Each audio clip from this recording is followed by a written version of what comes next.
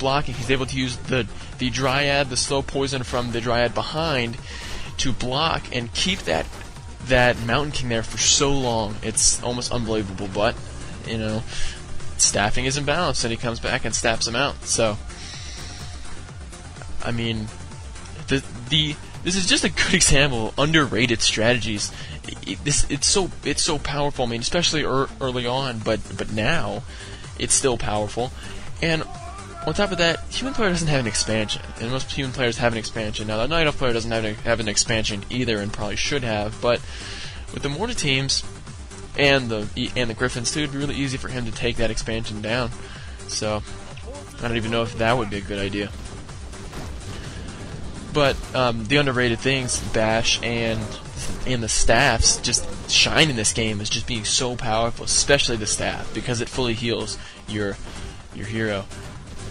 One thing that might be good is actually healing your hero before you staff him, because you can't move him, he's stuck, and it'd be annoying if you needed him, you know, very, very bad. See another case of how annoying Dryads are. They're slow poisoning all of his units. Oh, that's something else you have to watch out for. If you're banishing your own units, you have to make sure that they don't have a strong nuke, because if they have a strong nuke, they're going to be able to do extra damage to you, which will definitely not be good if you're trying to save units with banish. But as long as you're smart, you can most likely save most of your units with banish and not give your opponent a huge advantage. And if they're undead, I would use it more offensively than defensively. And you'll see that he's using all his Griffins to focus fire on the Bears, which obviously smart. But he's forced to run right now because the armies, I believe Glade is a bigger army. Not by much, but it's enough. It's enough to where he can't fight him. But still, excellent use of the staff. He's staffing all of his units back, passing the staff, and using it very smart. And he only has one. And when you're doing this, you need to make sure that you always have the free item slots so you can quickly pass them back and forth. And you need to make sure that you use the hotkey on your number pad to quickly use the staff. And I think he has a blank spot in all the. Well, I guess the spot's different. The spot in which it is in the inventory. Just see, the Mountain King is such a strong front line. He's taking beating from all the units, and while he is dying, he's still attacking. He's still there. And I believe he gets healed in a moment or something. I can't remember.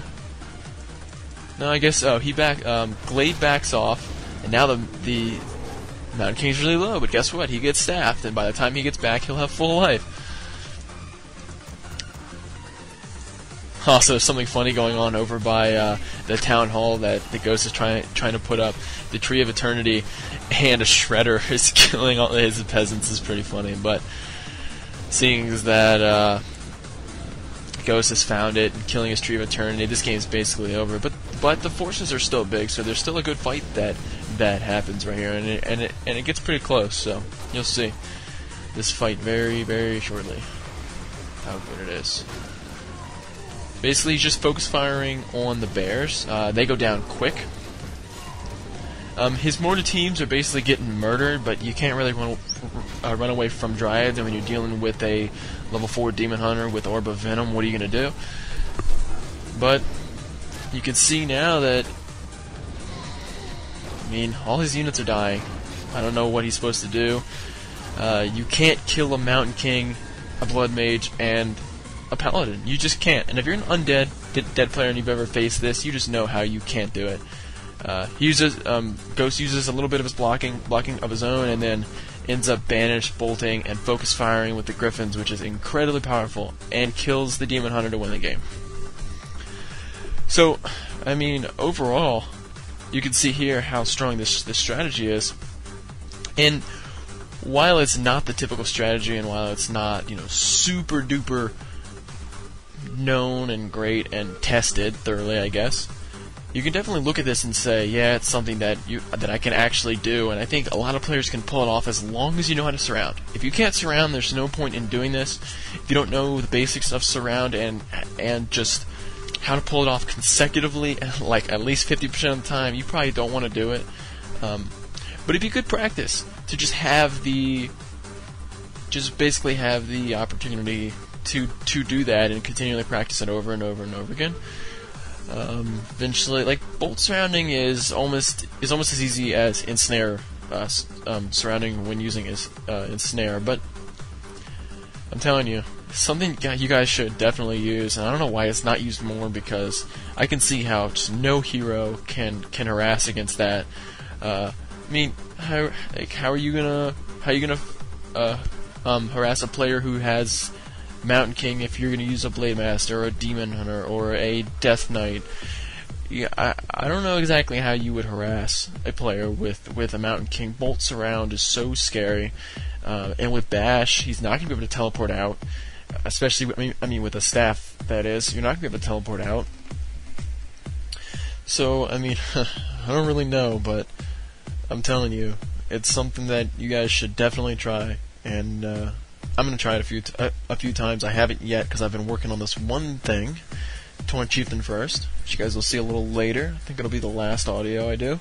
I'm gonna do a live game, and there's a replay pack of that in here too. So, this is game 1 of 5. I hope you guys enjoy the rest of them, and I guess that's it. So, hope you liked it, and I will see you guys later.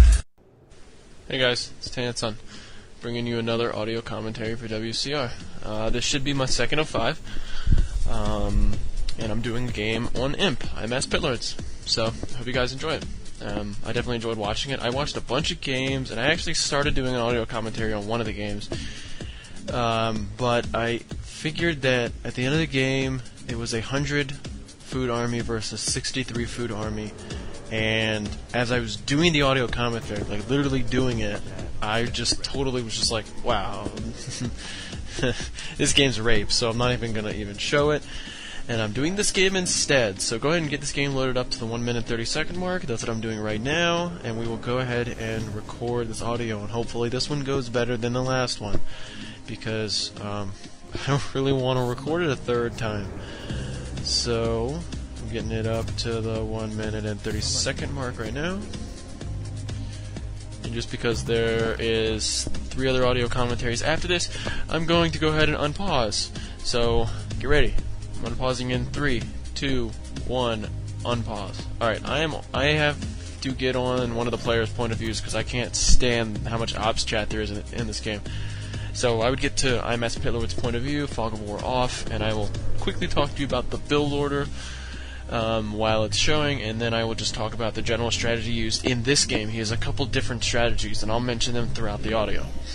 So, he basically uses a Fiend build, and you can see now that he's putting up a Graveyard and a Crypt, just like any normal undead player would, except he's getting a Pit Lord first, and you see there's a ghoul running down to the tavern to pick up that Pit Lord. And basically it's just the normal early build. It's an early build that most undead players will use if they're getting Fiends against Orc or Night Elf. In this game, he's actually playing against a Night Elf who goes for the typical Archers, Bears, Dryads, 4-unit mix type thing. I guess that's the 4-unit mix. I don't really know. I just know when I see a Night Elf, I should just quit the game because it's over.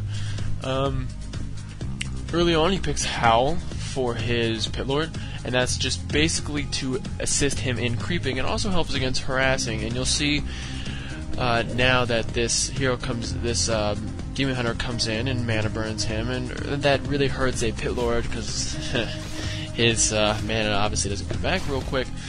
But early on, instead of going for the 2-ghoul Fiend build, he goes for more ghouls. He goes for more ghouls because it's easier to attack and surround and scare off a hero like the Demon Hunter. In this case, I think he's playing. I don't know who's the host in this game, but I think he has a little lag, and I don't think his connection is very good anyway because he's not able to surround the Demon Hunter. And in most cases, you need at least a mediocre connection to do some surrounds. And I know that his ping is never real great. Anyway,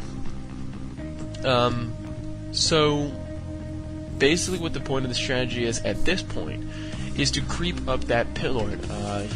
Pit Lord is not a very good harasser. Even if you choose Rain of Fire, it's not that strong of a skill. The Pit Lord doesn't have